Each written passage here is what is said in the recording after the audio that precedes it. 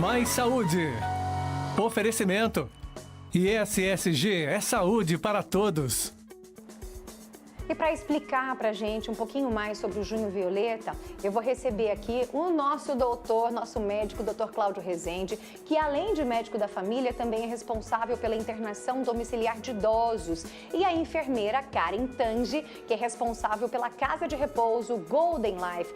Gente, boa tarde, é um prazer recebê-los. Boa tarde, ainda mais para falar de um assunto tão importante. Obrigada, tá? Obrigado eu, Sara, pelo convite. Uma delícia estar aqui com vocês Obrigada, viu, hoje. Karen? Nós agradecemos. Cláudio, faz tempo que tem esse Junho Violeta? Eu não sei quando foi criado, porque cada mês tem uma cor, né? Menino, é. Mas a gente sabe que é muito importante, porque violência contra o idoso, Sara, não é só aquilo que a gente conhece do dia a dia, de violência física, Não é isso, de né? violência financeira. Deixar de buscar o remédio para o idoso também é violência. Deixar de oferecer vacinação também é violência. Por isso que é tão importante ter um mês dedicado à conscientização desse problema grave, né? Karen, você trabalha, na verdade, de pertinho com os idosos, né? Sim, com certeza. Praticamente 24 horas. 24 horas né? por dia. Você tem a Casa de Repouso Golden Life, que é nosso grande parceiro aqui. Até, ó, um beijo para as meninas da Golden Life, beijo para vocês.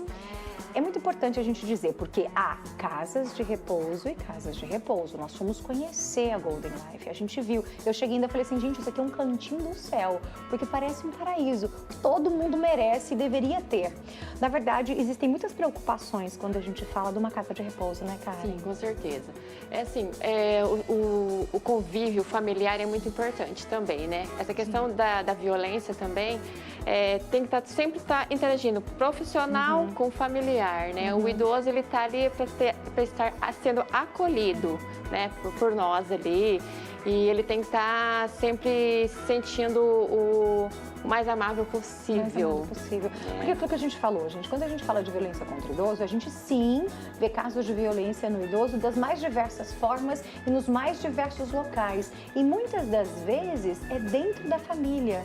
Porque às vezes aquilo que o Dr. Cláudio falou, a negligência, o não buscar um remédio já é uma negligência, já é um caso de violência, tá? Então por quê? Há muitos casos que os filhos e os netos não conseguem cuidar. E daí a casa de repouso é uma boa opção, doutor. É uma ótima opção, Sara. Antigamente a gente tinha aquela ideia de que institucionalizar o paciente, o idoso, era jogar no asilo. Tinha essa ideia antigamente. Hoje em dia a gente já não tem mais esse tipo de pensamento. A instituição de longa permanência, ela é uma opção viável e uma opção muito boa para aquelas famílias que não têm condição de trazer aquele cuidado diário, aquela atenção que o idoso tanto precisa e tanto demanda.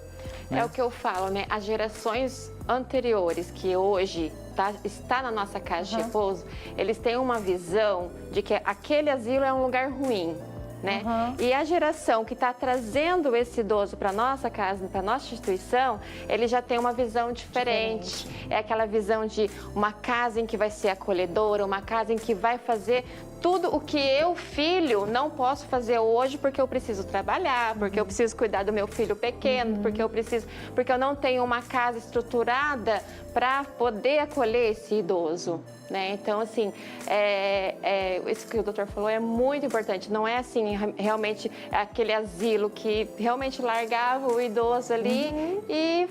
né? E a gente sabe que ainda tem casos que são assim, né? Infelizmente. E daí também é negligência, aí também é caso de violência, né? Sim, com certeza. Mas hoje em dia, acho que a gente já tem muito mais meios de fiscalizar né? e leis para isso. Então, você pode fazer visitas periódicas, visitas surpresas nas instituições de longa permanência. Você pode, às vezes o idoso que está lá não é totalmente dependente, ele tem celular, você pode fazer videochamada, você pode conversar com os profissionais, as instituições de longa permanência, tem fisioterapeuta, enfermeira igual a Karen, tem nutricionista, terapeuta ocupacional, que podem passar para a família o dia a dia do paciente. E até mesmo a família, né? Eu falo que não é que ele está lá institucionalizado, que ele simplesmente, a família não tem responsabilidade disponibilidade nenhuma. Muito pelo contrário, ela tem sim, né? Então, assim, não é impossível não ter um tempinho para o pai, para a mãe, para poder pegar ele ali, para poder fazer sei lá, levar ele para almoçar, vamos supor, né? O meu pai gosta de comer um churrasco, vamos supor, vamos levar ele lá na churrascaria, tal, pai, olha ali, como é que foi essa semana? O que você fez, o que você não fez, como é que, né? É uma conversa, um bate-papo que realmente, assim, de repente, aquela meia hora, 40 minutos que ele está lá almoçando, Fazem toda a diferença, vai fazer toda a né, diferença. gente? A gente precisa tratar as pessoas com atenção, com carinho, com respeito, principalmente os nossos idosos. Eu quero saber a sua opinião, o que você pensa em relação a este mês que a gente está falando sobre a conscientização dessa luta contra a violência para os idosos, que não é apenas uma violência física, tá? Como a gente está falando bem aqui mesmo. Muitas vezes, dentro da própria casa, os idosos, eles passam por agressão, por violência patrimonial. O que seria isso, doutor? A violência patrimonial, ela passa pelo controle financeiro do idoso. Muitas vezes o idoso, ele tem uma dependência psíquica, ele não tem mais as condições de decidir por venda ou não de uma propriedade, decidir o que ele vai comprar ou não, por demência leve, quadros demenciais. Então ele tem um tutor, alguém que é responsável.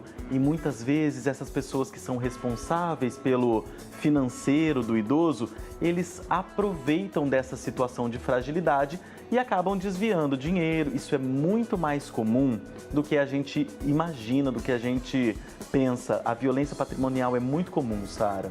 43-999520380, participa comigo, manda sua dúvida, manda sua mensagem pelo nosso chat do YouTube, @RicTV Londrina. Karen, vamos supor que nós precisamos buscar uma instituição para cuidar de um idoso que não temos condição de cuidar. Então a gente julgou, conversou juntamente com o idoso, com toda a família, vai ser melhor assim, lá ele vai ser bem cuidado, porque aqui a gente não tem tempo. O que eu devo avaliar numa instituição? Quais os pontos positivos? O que precisa ter uma instituição para ser considerada boa? Bom, primeiro é o ambiente, né? Tá. Que hoje também a instituição, ela tem, vamos dizer assim, regrinhas, né? Que precisa ser. Todos os quartos precisam ter disponibilidades para apoio, né? Todos têm suíte, tem uma questão de... Banheiro em todos os quartos, tem que ter. Todos os quartos, tá? A gente procura ali para nós, para que ele se sinta o melhor possível dentro do seu convívio da sua casa. Sim. Então, por exemplo, você que saiu, vamos supor, geralmente ele tá viúva, né? Ou acabou de, né? Então ele fica ali num quarto com menos pessoas possível, tá? Hoje a nossa casa é de 2 a 3 pessoas em cada quarto. Por quê? Porque ele tendo ali mais de 4, vamos dizer assim, ele não vai se sentir tão acolhido, tão confortável. E a questão de também privacidade também, sabe, Sara? Alimentação, né, que é imprescindível. Hoje a gente, com certeza, né, pelo menos 6 refeições diárias, né? Um café da manhã, tudo com nutricionista, tá? Terapia ocupacional, para quê? Para ocupar o corpo e a mente dele. O que é terapia ocupacional? Terapia ocupacional é assim, é aquele trabalhinho, digamos assim, que um trabalho manual, pode ser? Trabalho manual, coordenação motora fina. É um profissional, igual tem o fisioterapeuta, tem o terapeuta ocupacional. É uma faculdade, é um curso superior, então tem o terapeuta ocupacional. Que legal! Muito legal. Sim. Tem o fisioterapeuta. Né, que é a fisioterapia, porque o idoso, ele vai atrofiando se a gente não consegue, né, não faz um pouquinho de movimento e tal, por mais que seja, Karen, meu pai, ele anda com dificuldade, porém ele já tá, não precisa de fisioterapia? Não, precisa sim, né, ele quanto mais, né, serviço de enfermagem 24 horas. Tem que ter. Tem que ter, Sara, não tem como, né, porque assim, a questão tá usando fralda, mas a gente tem que trocar a fralda na madrugada, né? Não usa fralda. São cuidados muito intensos ali, né? Sim. Ela falou a questão da fisioterapia. É normal, então, o idoso e não vou dizer perdendo a movimentação, mas ficando cada vez mais atrofiado, com mais dificuldade? Cada vez mais frágil. Conforme a gente envelhece, nosso cérebro encolhe. E a gente vai perdendo massa encefálica. Então o idoso, ele fala mais devagar, ele anda mais devagar. Acho que por isso que eu tô falando mais devagar, gente, que eu tô ficando velha. Eu tô ficando mais calma. Acho que é por isso que eu tô mais calma, Fernanda. Imagina. Tô descobrindo. E ele vai perdendo coordenação motora fina. Então, a fisioterapia e a terapia ocupacional são muito importantes para o idoso não perder as habilidades do dia a dia. Então, aquele idoso que só fica o dia inteiro sentado, ele vai perder a capacidade de sentar e levantar sem apoio.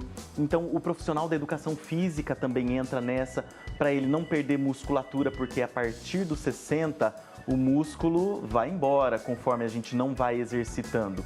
Por isso que é importante, na instituição de longa permanência, ter sempre esses profissionais que dão todo o apoio, todo o suporte. Exatamente. É que às vezes a gente tem uma visão um pouco mais antiga, né? De falar assim, não, vou deixar comigo, eu vou cuidar. Mas você vai conseguir fazer o trabalho de todos esses profissionais? Não é verdade? É que é meio cultural, né? A gente tem, como você falou, essa geração nossa pensa de uma forma, mas agora o pessoal que está vindo já tem uma outra visão. Até o pessoal está com dúvida, se você quiser mandar mensagem para mim, pode mandar. 439-9952-0380. Participa comigo via chat do YouTube, @RicTV Londrina. Olha lá a mensagem de telespectador. Oi, Sara, boa tarde. Nossa, esse tema mexe muito comigo. Eu cuido do meu pai, que tem Alzheimer. Ele tem 89 anos e eu já não estou mais dando conta. Meu amor, não é fácil, não. Eu preciso de ajuda e eu não sei o que fazer. Eu sinto que eu estou deixando de cuidar dele. Eu me sinto mal. Como não me sentir assim e conseguir tomar a decisão certa? Eu tenho medo de colocá-lo numa casa de repouso e não ter mais acesso a ele. Olha os receios que a gente tem. Tudo bem, a gente está fazendo esse programa exatamente para tirar suas dúvidas, tá? Mensagem da Rita. Rita querida, ó, beijo para você, tá, meu amor? Obrigada por ter mandado mensagem e compartilhar as suas dores também. Existe esse perigo, existe esse medo da gente não ter mais acesso? Imagina, de jeito nenhum. A partir do momento que o idoso é institucionalizado, a porta é sempre aberta para o familiar, para aqueles familiares que são cadastrados naquela instituição, fazerem visitas surpresa, para comemorar aniversário junto com o idoso, para levar para passear ou para fazer uma refeição lá dentro da instituição com ele. É muito importante esse vínculo, porque não existe essa de você colocar, internar o idoso e nunca mais ter contato. Não, é o contrário. É para ter contato, para ter contato, para você ter um endereço para você ir lá visitar aquele ente querido. É muito importante esse contato e ele permanece sempre. Eu tenho família em que toda semana, eles são três irmãos, porém duas as filhas, né? Toda semana elas dividem. Uma semana uma leva um almocinho pro pai, porque ele gosta de uma coisinha diferente, daí a outra semana leva a outra filha, sabe? Então, assim, é um trabalho... continua, com né? certeza, jamais que... E o idoso pode sair da... Pode. Existe isso? Final de semana, geralmente, eles saem para almoçar, para ter um convívio com a família, né? Um aniversário de um neto, vamos supor, né? Para fazer viagens com a família vai toda para a praia. É um momento que está todo mundo reunido e está sem o trabalho, né? Então daí as pessoas que estavam trabalhando e não tinham condição de cuidar, leva junto para a praia, para viagem, e depois, a hora que chega em casa de novo, vai retomar as atividades de trabalho, o idoso volta para a casa dele, que agora é a instituição de longa permanência. E, gente, existe um número que é o Disque 100, é um número nacional. Se você viu, se você presenciou, se você escuta algum caso de violência contra idoso, você pode denunciar. E, doutora, é totalmente sigiloso, né? Totalmente anônimo sempre, Tá. Sara. Se você não quer se identificar, você faz a sua ligação no Disque 100 e eles vão acionar serviço social, acionar polícia às vezes, para tomar conta desse caso. Exatamente. Quem sabe ser atendido realmente por um grupo de pessoas, né? Uma instituição que presta um serviço assim tão bonito e tão necessário para os nossos idosos. É o que eu falo, gente. A gente tem que pensar nos nossos idosos. A gente vai ficar idoso um dia. Com certeza. Não é? E eu acho que hoje em dia as pessoas já estão pensando o que eu vou fazer? Como que vai ser comigo? Como eu quero. Como eu quero? Eu queria ir lá, porque lá tem piano lá na Golden Life. Eu ia ficar feliz da Tem vida. piscina, Tem tem piscina. piscina. Eu ia ficar feliz da vida. Mas acho que é importante a gente falar sobre isso, né? E dizer, alertar que a violência ela não é apenas física, tá? A violência também é patrimonial, como o doutor explicou muito bem, a violência é emocional. Então é muito importante a gente tratar sobre esse assunto. Doutor, obrigada. Karen, obrigada. É um prazer agradeço. recebê-las. Imagina. Acho que a gente conseguiu explanar pelo menos um pouco, né, o que é as diferenças e a importância realmente da gente tratar bem dos nossos idosos. Maravilha. Mas se você tiver mais dúvida, pode mandar para cá. 439-9952-0380. Obrigada, gente. Prazer recebê-los. Vamos